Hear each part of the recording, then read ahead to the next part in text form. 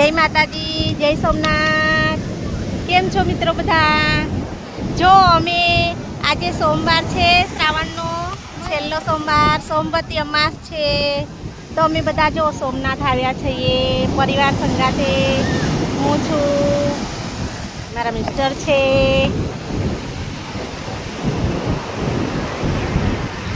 જય સોમનાથ કો જય સોમનાથ।